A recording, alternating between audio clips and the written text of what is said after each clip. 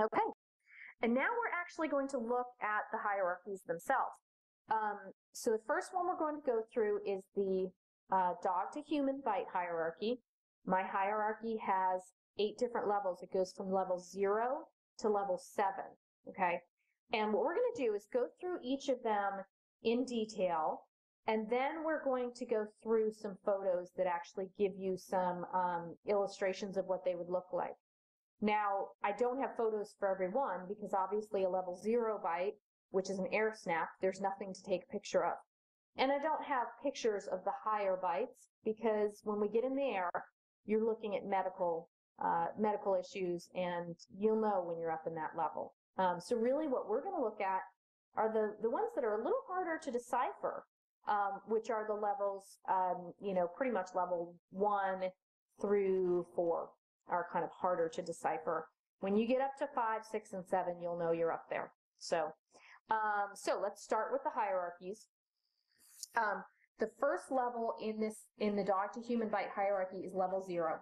And level 0 is an air snap, where there's no contact to the skin and there's no contact to the clothing. Okay. The thing that I did take out is I took out any harassment, so barking, snarling, circling the person and kind of harassing, where there's no air snap. If the dog does not actually use its jaws and make an air snap, then I don't put it onto my hierarchy. Okay. You would note it as an aggressive incident, certainly if they're circling somebody and growling or snarling. So you would note that, but it doesn't yet make the bite hierarchy, because in my mind there's no bite. Okay, when we get an air snap, then there's a bite, even if it doesn't make contact. Okay, level 0, you're just going to have air snapping, no contact to the skin or clothing. Okay. With level 1, this is going to be a quick in and out bite. Okay, and when I say in and out, or when I say bite and release, what I mean is where the dog's kind of coming and hitting and going back. Okay, the dog is not clamping down. And you'll see that difference when we get up to level 3, you're going to see a clamping type of bite.